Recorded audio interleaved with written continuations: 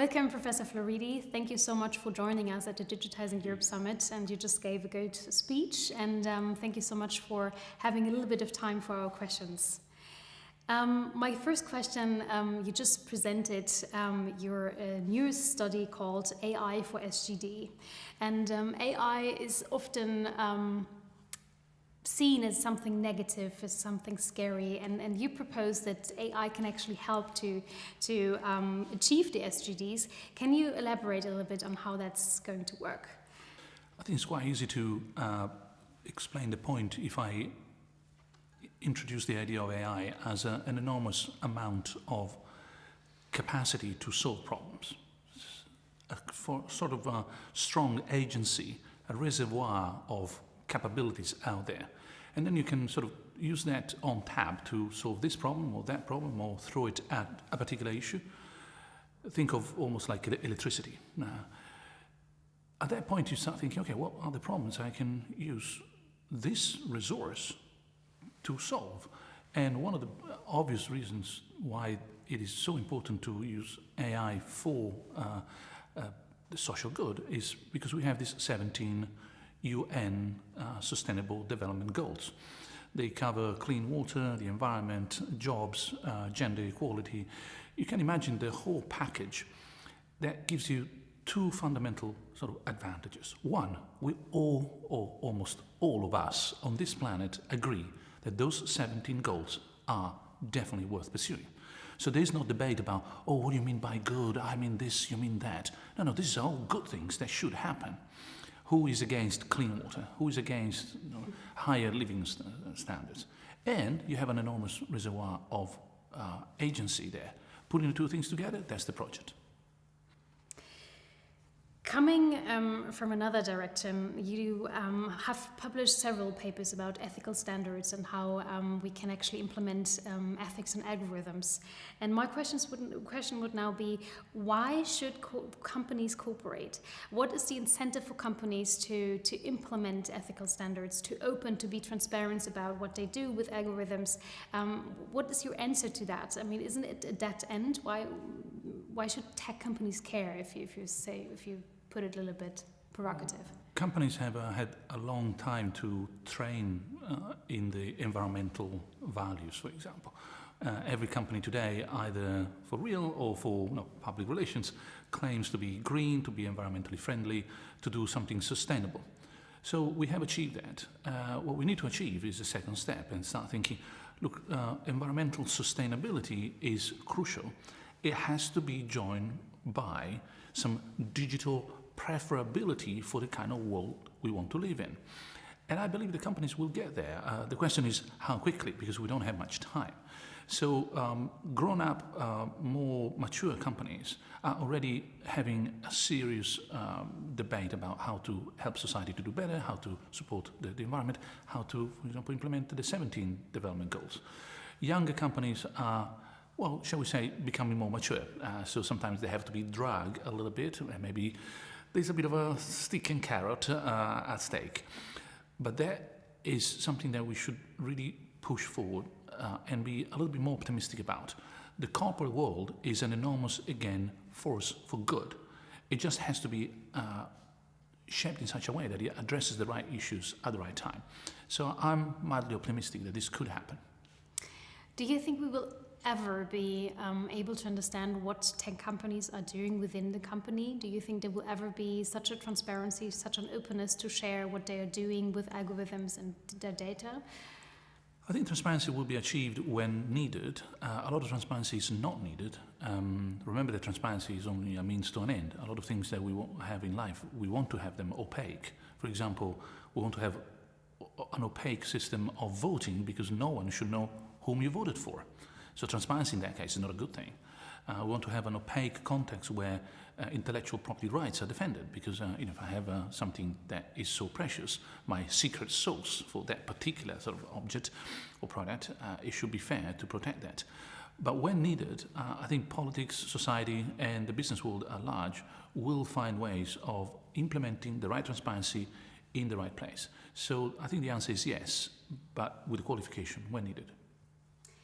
In a recent paper, you have defined different recommendations on how we can actually implement ethical standards and what we need as a society in order to make sure that we have these ethics in all different areas. And you mentioned a European oversight agency that controls the ethical standards. How would that work? Can you elaborate a little bit on that? Yes, I mean, there are two positions here. I think they are compatible. Some people think that any ethical or legal framework should apply only sector by sector when it comes to AI. Other people think, well, look, no, we should really have an overarching view about this. I am of the view that the two are compatible, that AI as a general technology and industry should be, shall we say, monitored and supported at the overarching level, for example, in Europe by an agency that checks algorithms, maybe monitors their use, their fairness, their transparency, and meanwhile have sector by sector specific applications. Think of the world of safety, for example. We have general regulations about what safety looks like, how safety should be implemented by technologies, and yet every particular sort of industry, then the car industry, or the kitchen appliances, industry has different kind of senses of safety. So I think that the two levels can be compatible. I would like to see a European sort of effort in the overarching sort of systemic view. Would that oversight agency not slower things? Because many speakers have mentioned in the interviews today that one of the disadvantages of Europe is that we think too much. We are so risk averse. We have too many concerns.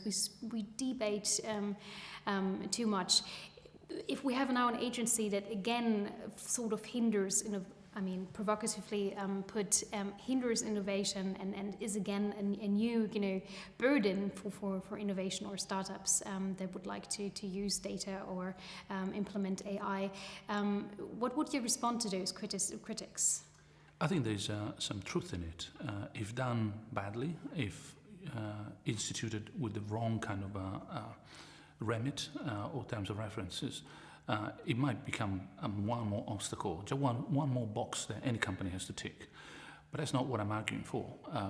Think of the pharmaceutical industry or the medical industry. We have a European medical agency, and we think it's a great thing. You know, when you take that particular sort of a pill or that tablet or that particular sort of treatment, you know that someone somewhere has checked that there are safety measures in place at the European level. You don't want to have an industry that say, oh, let's see what happens, and if we make any mistake, then we rectify afterwards. It's my skin, it's your health. We want to be careful. I think with AI, there's a similarity here. Or let's see what happens, and then if we ruin the life of 1,000 people because we give the wrong jobs or the wrong mortgage, well, we rectify afterwards. I don't think so. So I think there's moderation here. We should have something that is efficient, that works in a sort of nimble, fast way, agile. Yes. At the European level, absolutely. It should not become one more hurdle, certainly not just one box to tick. Going into another topic, the tech divide study that we published and have cited several times today, we have asked who should safeguard ethical standards, and astonishingly, most of the participants said that the individual, the end consumer, has a huge responsibility to make sure that the future technology or technology in use has ethical standards. That being said, how can the end consumer be educated to do so, to be educated to have that responsibility and know, now I have to stop this because I think something is wrong and something is not in place that should be in place? In this case too, we need to be careful because there is a mistake hidden behind the truth. The truth is that we would like citizens, users, patients, students, in my case, in my job, employees have rights. The rights to ask, the rights to be empowered to check. Yes. What's the mistake behind this? That empowerment is the solution. No, it isn't. Empowerment is a way of shifting the burden of responsibility. If I empower you and something goes wrong, it's your fault. And therefore I love to empower you. No, thank you. I would like to be empowered in such a way that I don't have to exercise my empowered right because someone somewhere, a third party, is checking for me. When I take the train, when tonight I'm going to fly home, I'm not going to be empowered to check the safety of the airplane. I will be scared to death if someone said, oh, don't worry, we didn't check it, but we empower you to check all the engines and everything else on board as much as you like. No, thank you. I want to have an authority there that says, Luciano, you can fly safely because someone, an engineer, and a whole agency saying, rubber stamp saying, yes, this is okay. Now, would I like to have the right to complain? Yes, but I don't want to exercise that right. So there's a big difference between everything has to be on the shoulders of the user, citizen, etc., and say, no, look, we need to help people to have an easier life. So rights, absolutely, no need to exercise them as well. Now, in this context, we need to be careful because the empowerment narrative is constantly shifting the burden of, well, in this case, ethics. I don't think so. Remember, when, at least in the UK, an underage person goes and buys some alcohol or cigarettes from the shop, you may sort of be unhappy with the parents, but the shop closes down. It's the shop's responsibility to check the age of the consumer. I would like to see the same. So you say the company implementing AI has the responsibility to that all the ethical standards are in. If not all, they have to be co-responsible in what's going on. They cannot simply wash their hands and say, I give you what you want, or it wasn't my fault if you use something because I empower you to double check. Or no, do we want to have more and more pages and pages of a little box in the end, I agree? I don't think so. Now, go to the bank. If the bank is using an algorithm in the wrong way, who is responsible? Me, that I don't know even how that works, or the bank because it has been fooling around and has an algorithm that didn't give me a mortgage, which I had the right to. Now, I would like to see the bank to be at least co-responsible for using badly a tool that it should be more careful about. And maybe the bank will talk to the producer of the algorithm or the producer of the data. In other words, become a systemic distributed system when it's not all on the shoulders of the users. That's too easy. That's not progress. It's just shifting the burden. What's the role of the governments in the future? If companies now have the responsibility, is the role of the government to control that everything is done in a correct manner, or how? That's a good point. I mean, governments are. The joke is that because they are increasingly insufficient, we think they are also not necessary. That's, again, a mistake. They are increasingly necessary. The world is more and more complex. We need more. No, governments at the higher level, but they're hugely insufficient because big companies are sometimes more powerful than a small state. So the misalignment between how necessary the state is and how increasingly less sufficient it is means that the state has more like a sort of referee role. Doesn't play, but make sure that anyone who's playing is playing according to the rules. And if the rules are not respected, you get a ticket. You get a red card in the end. So not telling how people should play, but make sure that those are the rules and everybody plays according to the rules. Now that's almost like a negative role. Not telling exactly, well, you should do this, you should do that, but saying, whatever you do, this and this and this is out of the question. Now, in that sense, I think we have a perfect, reasonable position here in Europe. Now, say in terms of competition or safety standards or fairness, transparency, reliability of the products. All this is always about putting boundaries, not exactly, normative telling people what to do, but making sure that whatever you do, this and this doesn't happen.